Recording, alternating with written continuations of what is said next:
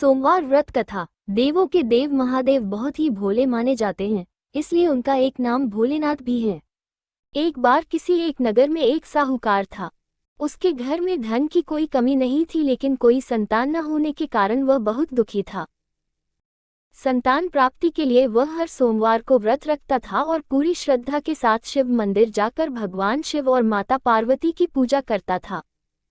उसकी भक्ति देखकर एक दिन मां पार्वती प्रसन्न होकर भगवान शिव से साहूकार की मनोकामना पूर्ण करने का निवेदन किया।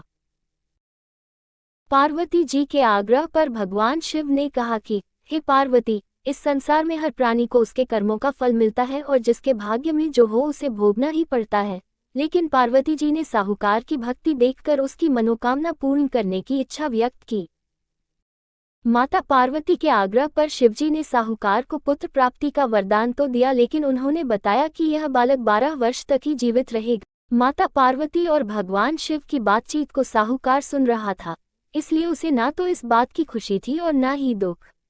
वह पहले की भांति शिवजी की पूजा करता रहा। कुछ समय के बाद साहूकार की पत्नी ने एक पुत्र को जन्म दिया। जब वह बालक 11 वर्ष का हुआ तो उसे पढ़ने के लिए काशी भेज दिया गया।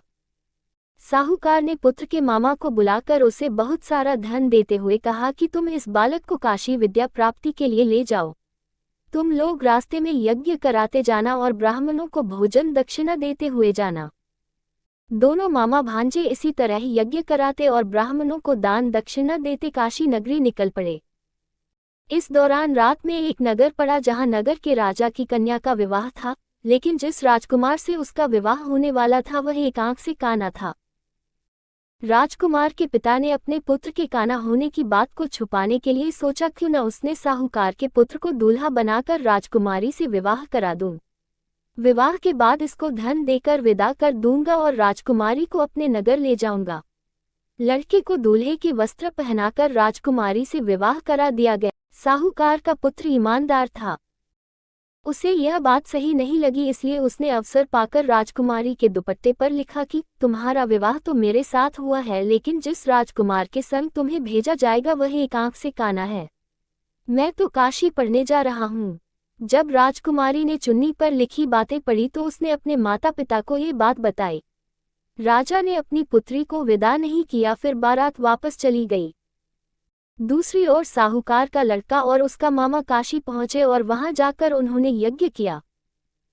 जिस दिन लड़का 12 साल का हुआ उस दिन भी यज्ञ का आयोजन था। लड़के ने अपने मामा से कहा कि मेरी तबीयत कुछ ठीक नहीं है।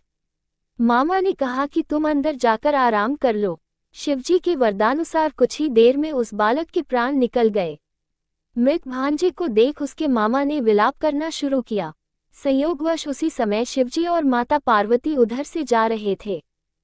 पार्वती माता ने भोलेनाथ से कहा, स्वामी, मुझे इसके रोने के स्वर सहन नहीं हो रहा, आप इस व्यक्ति के कष्ट को अवश्य दूर कर। जब शिवजी मृत बालक के समीप गए तो वह बोले कि यह उसी साहूकार का पुत्र है जिसे मैंने 12 वर्ष की आयु का वरदान दिया था।